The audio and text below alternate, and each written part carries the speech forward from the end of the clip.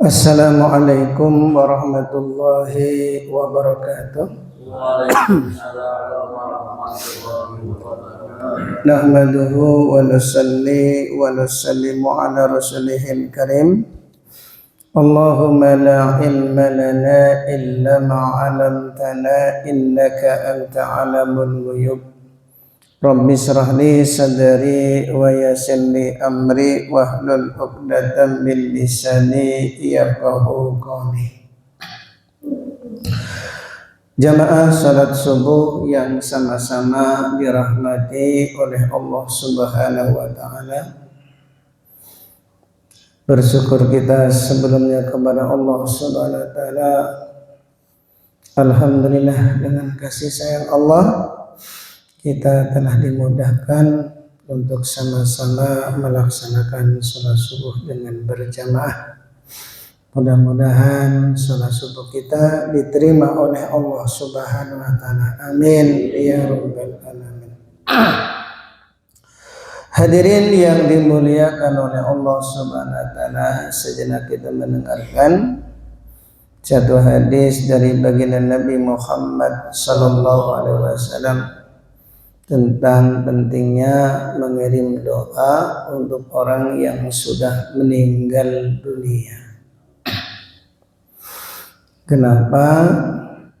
Karena dalam suatu hadis yang mafhumnya ketika baginda Nabi Muhammad sallallahu alaihi wasallam selepas menguburkan jenazah, tiba-tiba kubur itu menghimpit jenazah tersebut, sehingga baginda Nabi Muhammad sallallahu alaihi wasallam langsung mengucapkan subhanallah. Ketika baginda Nabi Muhammad sallallahu alaihi wasallam mengucapkan kalimat subhanallah, seketika langsung bumi pun melonggar. Tadinya mau menghimpit. Maka sahabat yang lain itu bertanya, "Ya Rasulullah, ada apa engkau mengucapkan kalimat subhanallah?" Maka Nabi menjawab, "Ini kubur orang soleh, ya, mau dihimpit." Kebayang gak? Jenazah orang soleh saja itu masih dihimpit, apalagi yang gak soleh. Coba kita renungkan. Ya, itu jenazahnya orang soleh kata Nabi, itu aja mau dihimpit oleh kubur. Ketika itu Nabi mengucapkan subhanallah, seketika langsung kubur pun melonggar, sehingga sahabat pun ikut-ikutan mengucapkan subhanallah. Ini salah satu dalil tahlilan untuk orang yang sudah mati, itu sangat-sangat dianjurkan. Makanya tahlilan itu baiknya itu ya setelah dikuburkan langsung di kuburan tahlilan dulu, nanti malam baru ditahlilkan lagi. Jangan menunggu.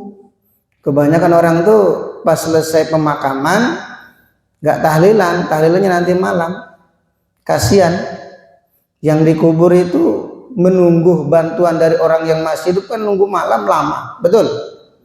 Nah, ini pentingnya ulama di tengah-tengah masyarakat tuh di situ. Ya, tahlilan itu jangan menunggu waktu malam. Jadi begitu selesai dimakamkan langsung mengajak jamaah yang hadir untuk sama-sama tahlilan, membantu doa orang yang dikubur supaya diselamatkan dari siksa kubur. Karena ketika di zaman Nabi ini kuburnya orang soleh saja masih mau dihimpit. Itu kuburnya orang soleh.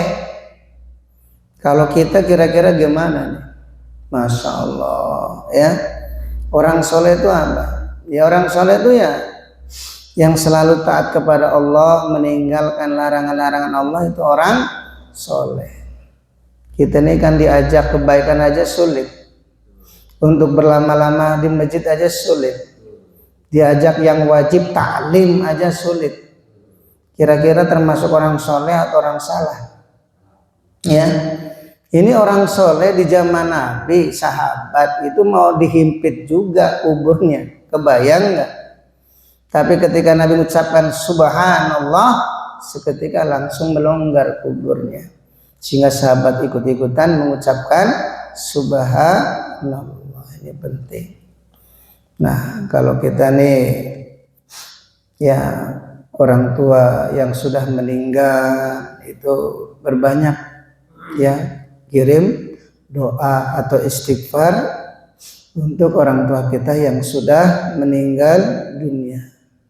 Itu pasti nyampe, bukan insya Allah, pasti nyampe. Karena dalil yang paling kuat adalah ketika kita melewati kuburan disunahkan untuk mengucapkan salam. Salam itu artinya doa. Artinya apa? Kalau orang yang di dunia yang masih hidup disunahkan untuk mengucapkan salam, maknanya yang dikubur pun pasti menjawab salam. Menjawab salam itu doa enggak? Doa.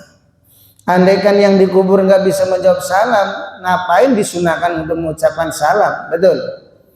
Disunahkan mengucapkan salam ketika melewati pemakaman, karena yang dikubur pun mendengar salamnya orang yang masih hidup di dunia. Maka dia menjawab Waalaikumsalam. Artinya yang dikubur pun bisa mendoakan orang yang masih hidup. Maka kalau kita ziarah ke makam wali-wali Allah yang dianggap itu ya kekasih Allah, kalau kita doa kirim apa itu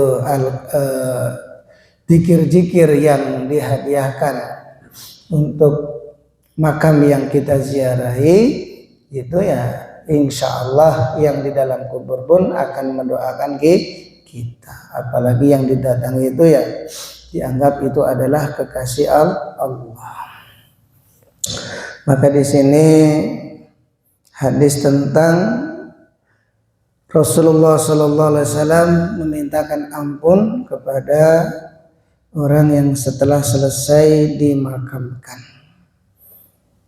An Utsman ibnu Affan radhiyallahu anhu qala kana Nabi sallallahu alaihi wasallam idza faragha min dafnil mayyit, apabila baginda Nabi Muhammad sallallahu alaihi wasallam selesai dari menguburkan mayit, waqafa alaihi, maka lalu beliau berdiri, faqala, dan beliau bersabda, istaghfiru li akhikum was'alu lahu bitasbiti, mintakan ampun untuk saudara kalian dan mintakan untuknya keteguhan hati. Fa innahul an yas'alu, kata Nabi, karena sekarang ia sedang ditanya oleh siapa? Malaikat mungkar dan nakir.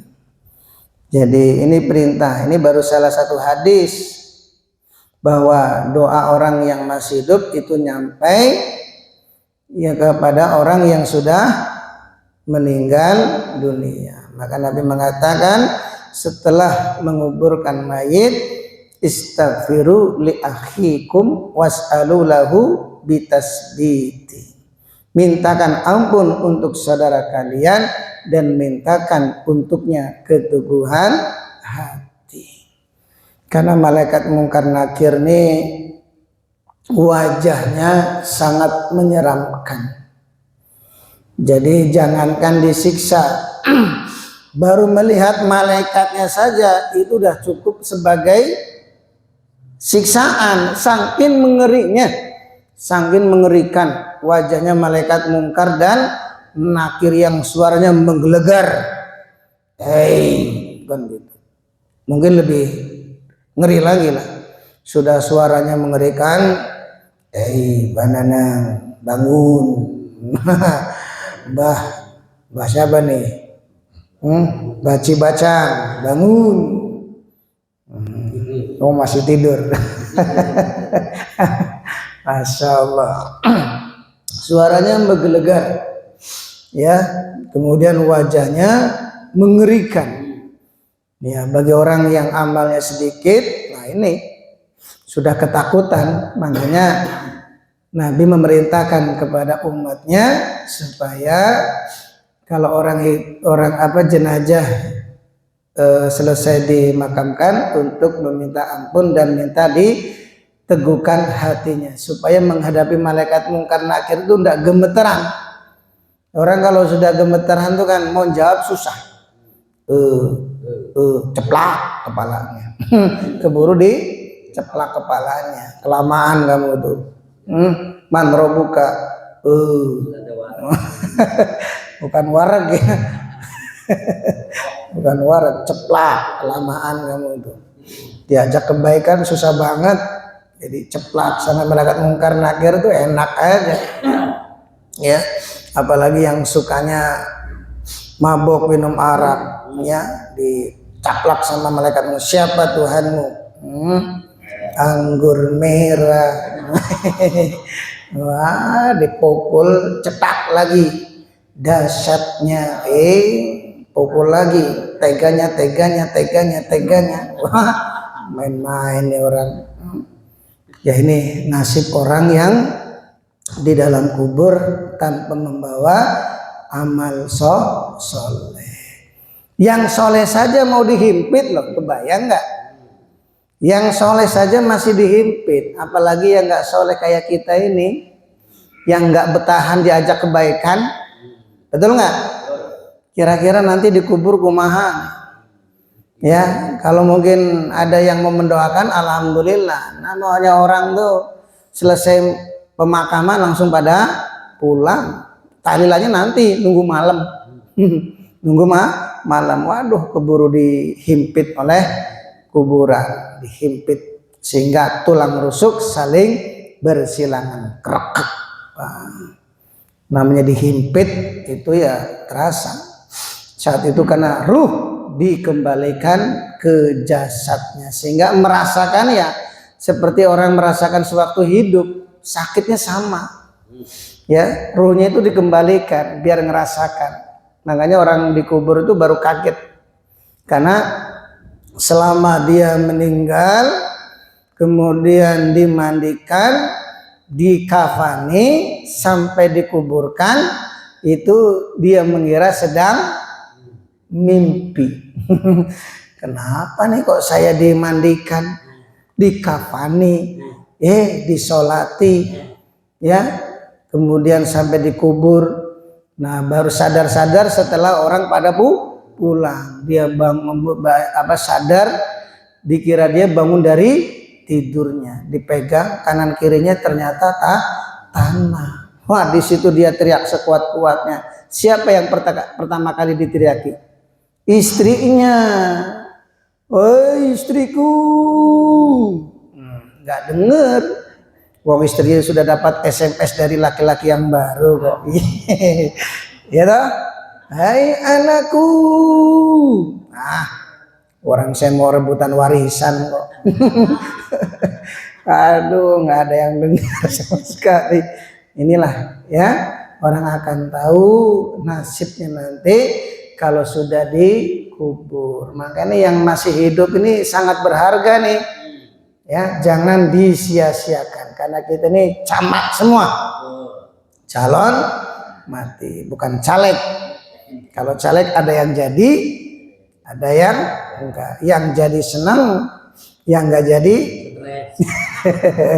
Kalau camat ini pasti nih, ya semuanya camat, apalagi yang sudah tua-tua nih. Tapi namanya mati tidak memandang umur. Biasanya ya kalau biasanya memang tua dulu, yang muda belakangan. Ya, atau yang muda belakangan, yang tua duluan. Begitu ya.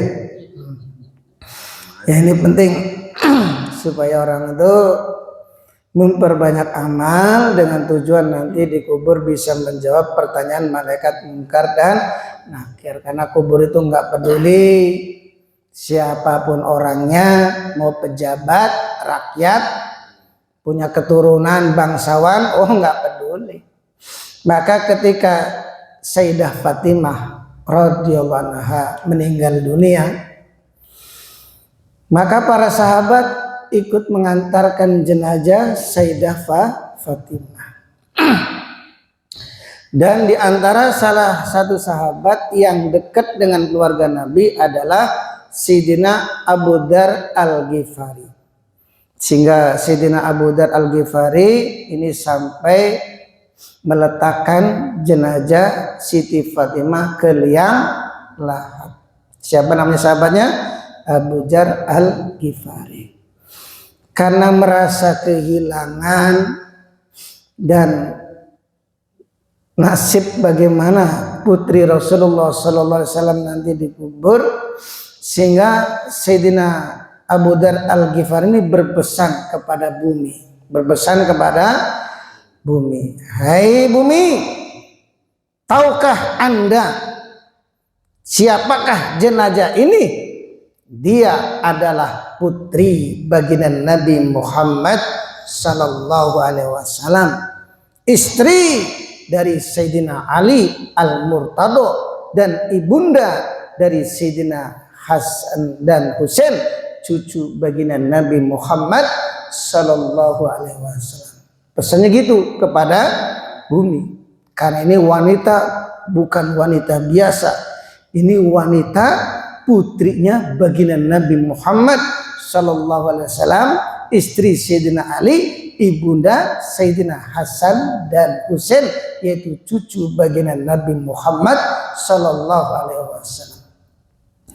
Ketika Sayyidina Abu Dzar Al-Ghifari mengatakan seperti itu, seketika bumi langsung bergerak.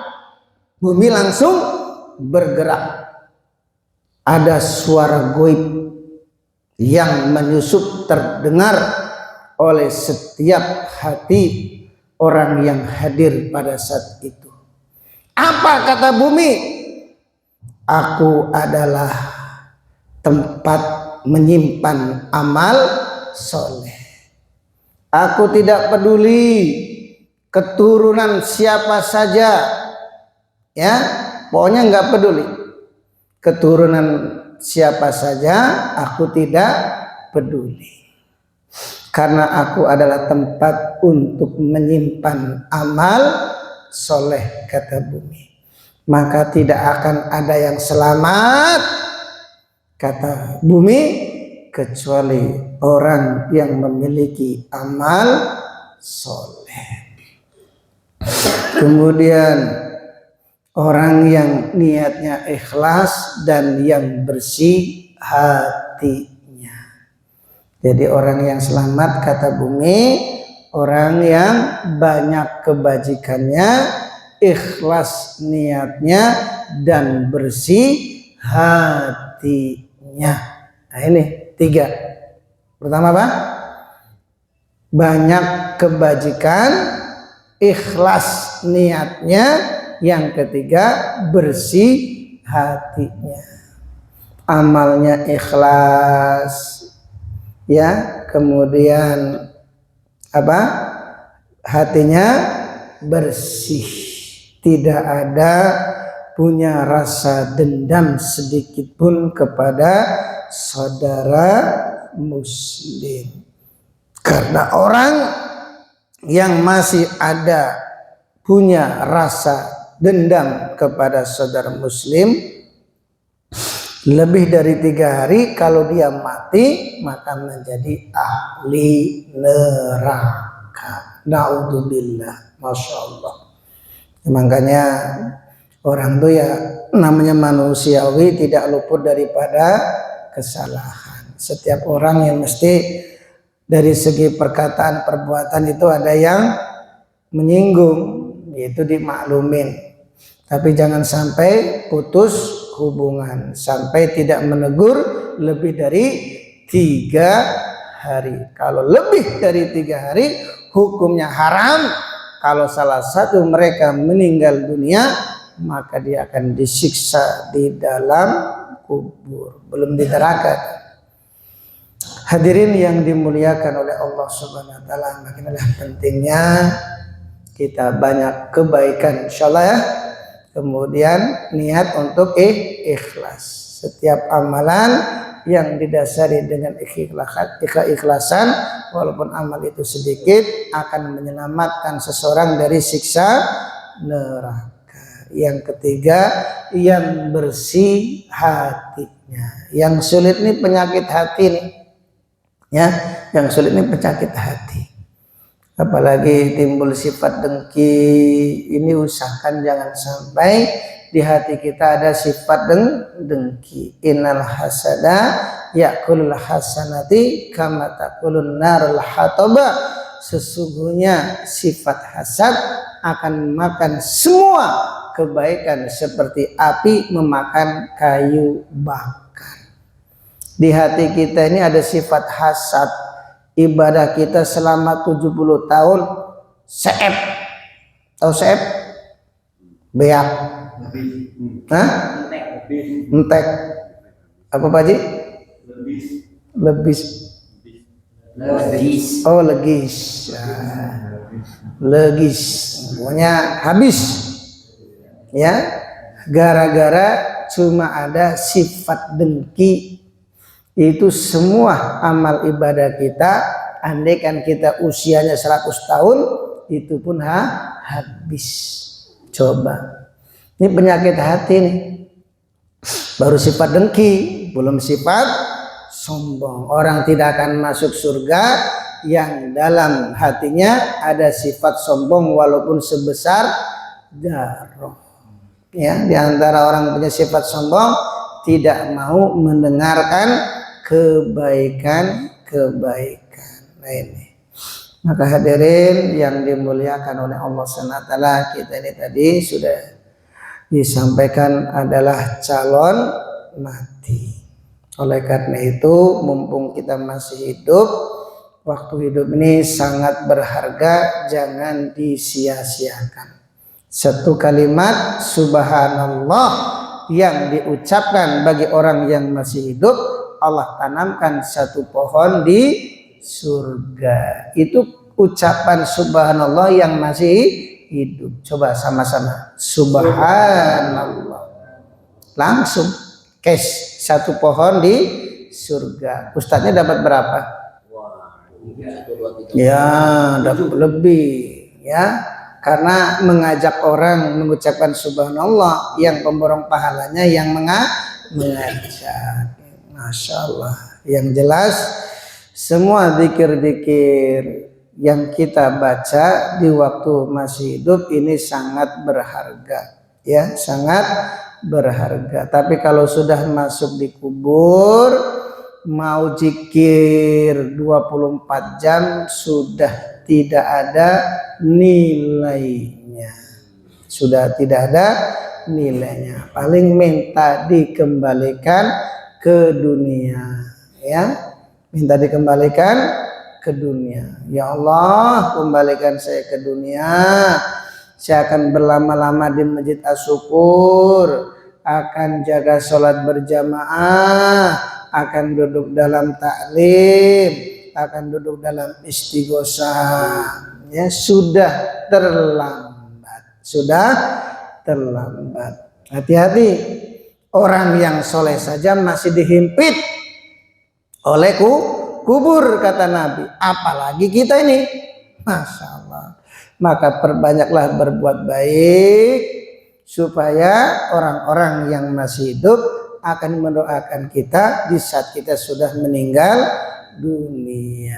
Subhanallah wa bihamdihi, subhanallah wa bihamdika, asyhadu an la ilaha illa anta, astaghfiruka wa atubu ilaik. Wassalamualaikum warahmatullahi wabarakatuh. Waalaikumsalam warahmatullahi wabarakatuh.